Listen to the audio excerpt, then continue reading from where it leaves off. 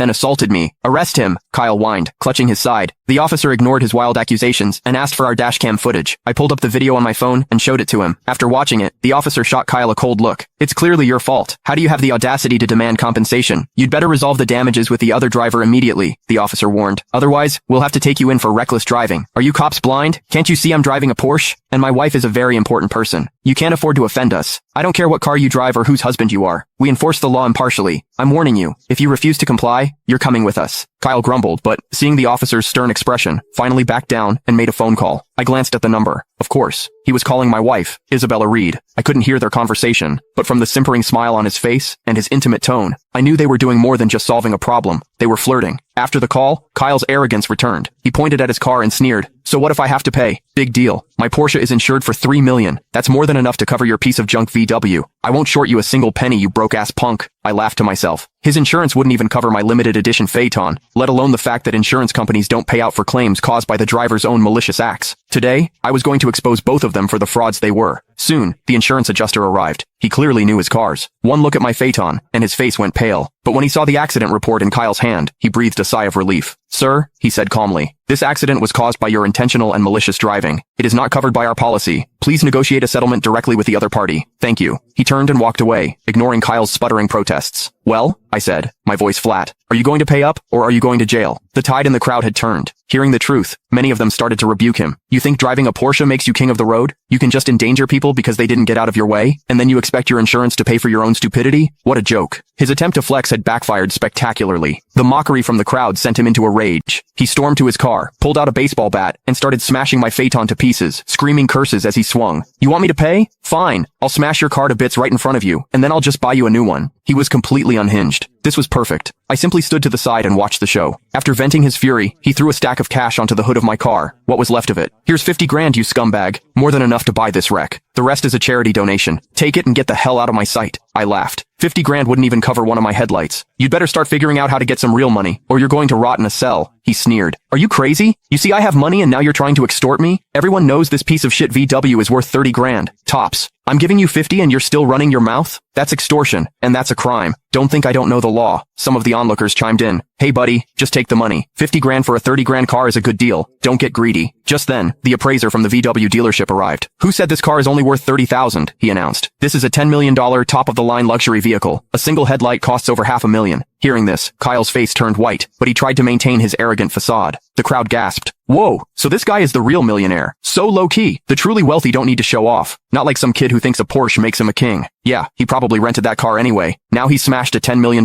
vehicle. He's finished. The appraiser finished his assessment.